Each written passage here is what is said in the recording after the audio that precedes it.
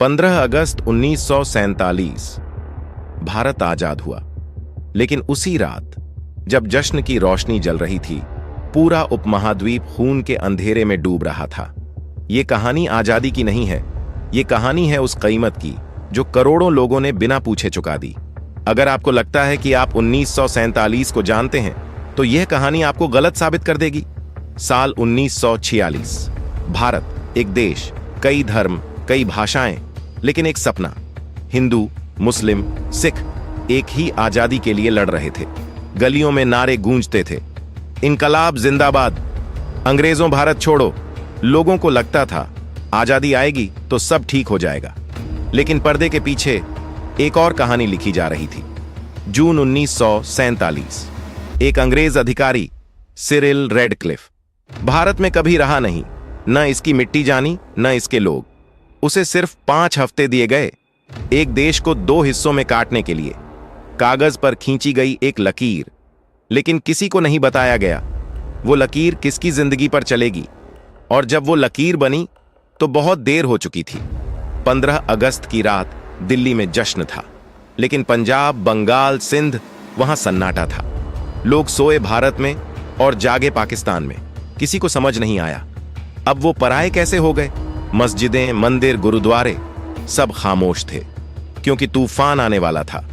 फिर शुरू हुआ वो दौर जिसे इतिहास ने कभी ठीक से दर्ज नहीं किया। ट्रेनें आती थीं, लेकिन उनमें जिंदा लोग नहीं होते थे। पूरे डिब्बे लाशों से भरे। पड़ोसी जो कल तक भाई थे, आज कातिल बन चुके थे।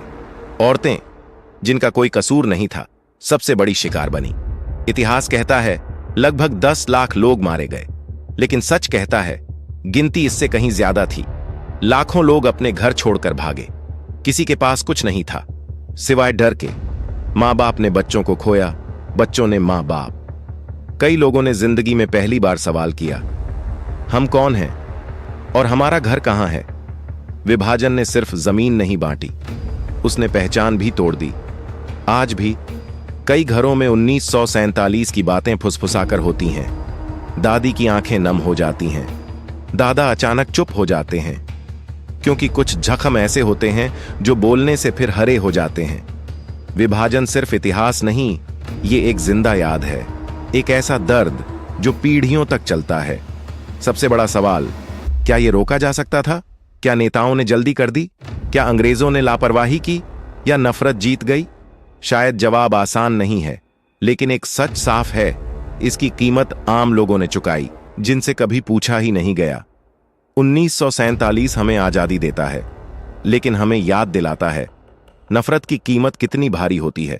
आज जब हम धर्म, भाषा और पहचान पर लड़ते हैं, तो एक पल रुक कर सोचिए, क्योंकि एक बार फिर अगर लकीर खींची तो वो नक्शे पर नहीं, दिलों पर चलेगी। यही है 1947 की सबसे बड़ी चेतावनी।